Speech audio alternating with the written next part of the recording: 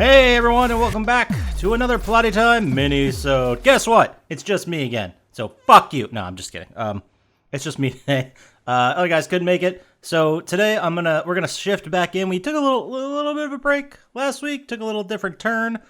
Talked about streaming culture and how I just kind of talked about how I don't really understand it. I haven't gotten any responses yet. Also, I'm recording this minisode before that one's released, so it makes sense we didn't get any mail yet, but I'm sure by now there's probably all kinds of great mail, and you guys have hopefully completely turned my thought process around and helped me understand why streaming is so popular these days. But if, say you didn't listen to that, say you tuned in, and the only reason you come to these minisodes is to be a numbskull and listen to, me talk about my ongoing super loose project about getting platinums for the sake of getting platinums, and discussing how I feel about it. The Platinum Chronicle, the Numb Chronicles? Am I calling it the Platinum Chronicles? Oh, the Nummed'd IT Chronicles. We're calling it the Nummed'd IT Chronicles, starting now. Possibly before, if I remember it correctly. The Nummed'd IT Chronicles, where I talk about some platinums I got and how I feel about it. Usually it's not good. Usually it's anger. That's a common one. Or not really frustration, because, you can't really be frustrated when you're bringing it on yourself like this. But this week, I got 5 platinums. Can you believe that?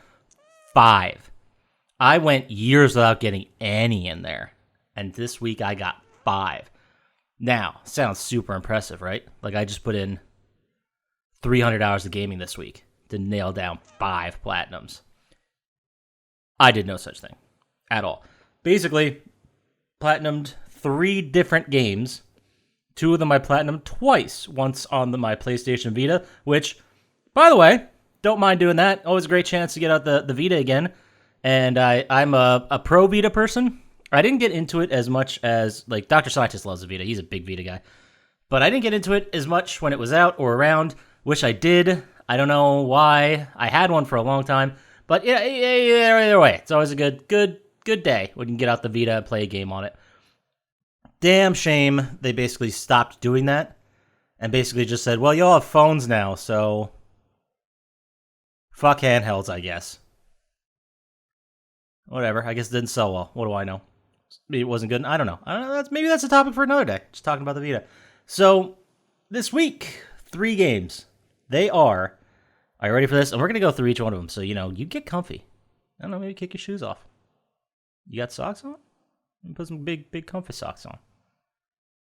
Maybe those nice slippers you got. What are you wearing? Anyway, wow. Sorry, I got too sexy. So, first game, talking about, and probably the most actual game, I guess, is Jack and Jill DX. Now, this game appears to be the graphical equivalent of what you would find on an old Game Boy. Like, not color, just like that I don't even know what they call that kind of coloring, but it looks like it was a game that could have been created on a Game Boy and thrown out. But it has a little bit of updated graphical representation, same color scheme, but a little bit updated. And you are essentially a little blob, and it's a platformer. You run around, you jump through stuff, you jump on stuff, you hop around, you stomp on enemies. The whole point is on each level is to get from the beginning to the end. The end is where your princess is, so your job is to get to her. And once you get to her, the board clears and you go to the next level. So this one's pretty easy. It was a very easy game. I got the platinum on the Vita in 14 minutes and 15 seconds. Yeah, all 11 gold trophies in 14 minutes and 15 seconds. And for the PlayStation 4 version, I took care of that in 10 minutes, 16 seconds. So that was just one playthrough, nail it. The trophies themselves for Jack and Jill DX, there's a guide for it, but I'm pretty sure you don't need it.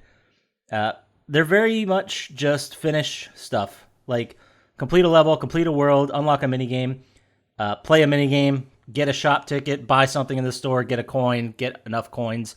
A lot of them, if you look at the list, it's very much just get this, but it's very difficult to not get it, if that makes sense. Like, one of the trophies is get 250 coins, but if you play, you have to at least play the game till you clear the first world. And I think that has 10 or 15 levels. I don't remember.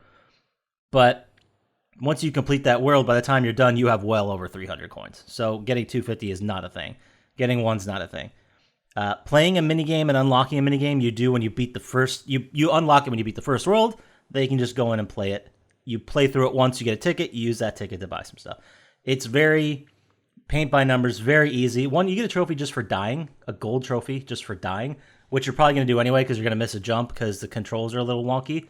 Basically, instead of controlling left and right, you just hit a button, which is to move forward. And you keep moving forward. You can jump, but you need to hit a wall to come back the other way. So it's an interesting little change. I'm sure other games have done this before. None come to mind because I'm not as much of a platformer guy. But all in all, you know what? Not even close to the worst platinum, or the worst experience I've had getting a platinum. It was fine. And the fact that it was so short, impossibly short. I mean, I got both of them in 25 minutes. 26 minutes, whatever. I got both of them. I got 2 platinums in 26 minutes. You can't beat that. I'd do pretty much anything to get 2 platinums in 26 minutes. And then this was super duper, it was fun. It was fun to jump around and hit the timing right and step on enemies and stuff like that. So did that twice. Did that for Vita, did that for PS4. Boom, nailed 2 nums, son. Now the next game I'm not proud of. This game is exactly what it sounds like. Epic Word Search Collection 2. I saw it in a list of super easy platinums to get. I don't know if there's a collection. I assume there's a collection one. I don't know if it's as easy or if people are out there doing that yet. Hey, who knows? Maybe next week I'll have that. But there were way more trophies than just 11 gold and a platinum that we found in Jack and Jill DX. There was 33 bronze, 5 silver, 4 gold. And essentially all you need to do is you have this huge map that has a bunch of... It's a big word search. And there's 4 different big maps, I guess, is the way to put it. 4 huge maps of words. You get certain trophies for finding certain words within the game. I remember that pretzel was one of them, and the trophy was oh, you're all wrapped up or some shit like that. You can, part of the game, you can hit square to request a hint, and when you do that, the first letter or the last letter of something will jump up, pop out at you, and then you can just use that to find everything. Honestly, all you need to do is find all the secret words that they want you to find. Then you need to 100% one section in the 4 big maps. So in each big map, I think there's 16, maybe? There might be 12. I think it's 16. There's 16 sections, and you need to complete one of them fully. And the whole thing took me an hour. I think you can follow a video guide to find all your specific words, and then from there they're all right, go finish a section. And when you hit the square, it's got a word bank, so it's not like you have no idea what's happening. But when you hit the square, it'll show you where the next one is, and it's super easy to complete. I did that for Vita. I did that for PS4. Not nearly as much to talk about with this one. If you need to get that platinum, it's a quick one you can do in an hour or so. I did it twice, which was kind of boring. I mean, it was just boring. It was a word search game, and it wasn't really super intuitive. When you went into the individual sections in the huge map, you had to scroll around you didn't see the whole thing at once. So it was very easy to miss words, which I know, might as well add an extra degree of difficulty in a fucking word search puzzle. But it was annoying, not difficult. And that's a topic for another day, is being annoyed by difficulty. Annoying doesn't make something more difficult. I'll just get out there and say it right now. Maybe I'll elaborate on the next Minisode. I don't know. Maybe I will. I probably will. I'm running out of ideas. So, that was it. That was 2 of the ones. Epic Word Search Collection 2 on Vita and on PS4. So that took care of that. And then there was another game which I really hated. I really, really hated. It's called Crypto by Poggy. Powgy? P-O-W-G-I? Poggy? Poggy? Developed by Lightwood Games and published by Lightwood Games. It's just a puzzler, and this game is it's fucking stupid. I don't understand. I shouldn't say I don't understand it. I understand why it exists. I just don't. Nope. Okay, let me just get through it. And, maybe you guys, you're pretty smart. You make your own opinion about it. But in the game, you have the whole menu is just famous people or influential people or important people throughout history. And I think there's... Oh, God, I don't even know. 130 different people listed? They're 180. Sorry, 180 different puzzles. But in order to get the platinum, you need to solve 32 very specific ones. So, tell me about these puzzles, Poppascotch. Absolutely. I forgot to do the voice. Sorry. Hold on. Let me get in a character. All right. Tell me about the puzzles, officer. Yeah, absolutely. Will do, young lady. So, you go through these puzzles. All it is are quotes by these famous people. Some of them that you have to get include very, very, very, very, very famous people from history, like Louis Pasteur, Queen Victoria, my boy Einstein, even John Lennon, Madonna, Paul Newman, Claude Monet. A lot of very, very big names, but also some I didn't recognize. I don't know who Scott Adams is. Lewis Carroll, I do that one. Scott Adams was the only one. Igor Stravinsky, I didn't understand. I think that's an author. Pythagoras, came out of nowhere. I don't know who PJ Woodhouse is. Apparently, there's also a famous shot putter, Linus Torvalds. Anyway, you look at the puzzle is a famous quote by this person. And so far, in all the ones I've done with very famous people who have very famous quotes, I don't recognize any of them. So they're the lesser known versions of their quotes. They're about a sentence, maybe. Some go longer than others. We're probably maxing out like 15 words, max. But it's a cipher. That's what it is. It's a cipher game. So you need to look at the quote. There's no hints. It's just a quote. And then you have to figure out what the hell the cipher means. So the thing will be like BXR. And you're like, oh, B is T, X is H, R is E. So it makes the word the. So as you fill out the cipher, you fill in the quote. And then once you nail the quote, then you can take care of it. This game, without a guide, would probably take forever because there's no hints. And these are the lesser known quotes from these people. So to sit there and figure out and cipher, you'd lose your mind. And plus, if you didn't look at the trophy list, you'd go through most of them before you got the actual plat. But for us, we cheat. So we just look at whatever the quote is, we figure out the word cipher, and then we put it in. Now, this also was a super boring game to platinum because all you needed to do was look at the quote, fill in the cipher. And the cipher, I don't know if it's the controls or maybe it's just not how my brain works or whatever, but you have the list of the quote on the left, the list of ones you didn't use yet on the right, and then the cipher on the bottom. So, or the list of letters you didn't use, right? So it'd be A through Z on the top right. On the bottom right, it's the cipher, so A, and then you fill in what A is supposed to be. You go select it. But it's super fucking boring. Like, it's hard to navigate. Every time I do it, I think I'm in the quote clicking around, but I'm actually on the cipher in the bottom right. That doesn't change. Maybe it's just me. Maybe it's just... But it's the elusive intuitiveness. Like, it doesn't feel good. It's not programmed well. It's a dumb game. I don't know why anyone would play it, except people like me to get the plat. So it's fucking whatever. It's boring. I guess I'm glad I did it. It just took way longer than I thought it would because you have to click around and use your brain a little bit to be like, oh yeah, B is H. Okay, yeah, so E is this and R is this. This is definitely one that I'm not proud of at all. If you had me name my top 100 plats, this wouldn't be in there. Now I have 151, by the way, just saying.